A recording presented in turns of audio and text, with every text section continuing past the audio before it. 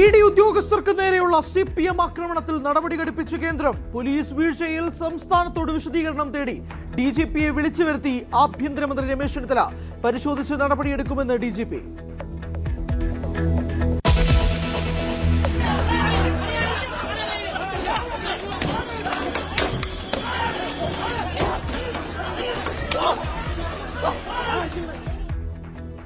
പോലീസിനു നേരെയും നടന്നത് വ്യാപകാക്രമണം. പ്രത്യേക എഫ്ഐആർ രജിസ്റ്റർ ചെയ്ത് മ്യൂസിയം പോലീസ്. കേസിൽ ഇതുവരെ പിടിയിലായത് 8 പേർ.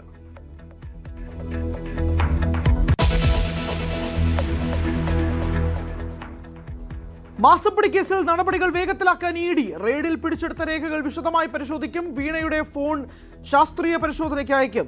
പ്രതികളുടെ 18,36,00,000 രൂപയുടെ അക്കൗണ്ടുകൾ മരവിപ്പിച്ച് ഇഡി.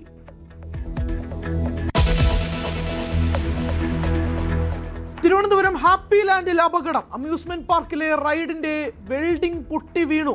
കുട്ടികളടക്കം 5 പേർക്ക് പരിക്ക് ഗുരുതരമല്ലെന്ന് അധികൃതർ.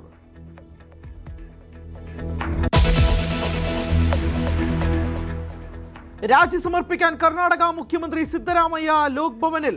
രാജിപ്രഖ്യാപനം ഉടൻ. അധികാരത്തിലേക്ക് ഡി കെ ശിവകുമാർ. മന്ത്രിസഭയിൽ സമഗ്രമാറ്റത്തിന് സാധ്യത.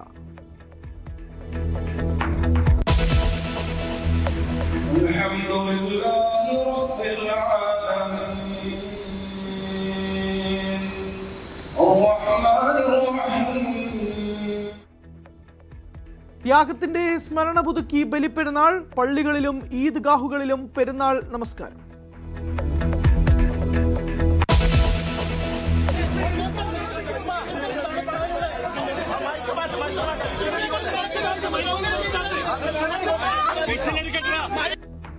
ഇരുപത് വർഷത്തെ പ്രാർത്ഥനകൾ സഫലം. സൗദി ജയിലിൽ നിന്ന് മോചിതനായ അബ്ദുൾ റഹീം തിരികെ നാട്ടിൽ. എല്ലാവർക്കും നന്ദി പറഞ്ഞ റഹീം.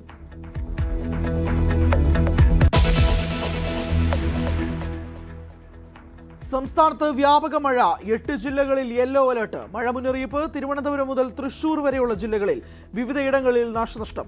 കൊല്ലം അച്ചൻകോവിൽ VHSSന്റെ ചുറ്റുമതിൽ തകർന്നു വീണു. നാളെ 6 ജില്ലകളിൽ യെല്ലോ അലർട്ട്. കള്ളക്കടൽ പ്രതിഭാസത്തിന് സാധ്യതയെന്ന് കാലാവസ്ഥാ വകുപ്പ്.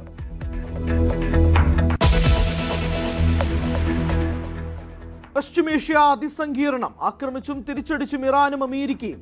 ഇറാന്റെ ബന്ദർ അബ്ബാസ് മേഖലയിൽ US മിസൈലുകൾ. കുവൈറ്റിൽ മിസൈൽ ഡ്രോൺ ആക്രമണം നടത്തി ഇറാൻ.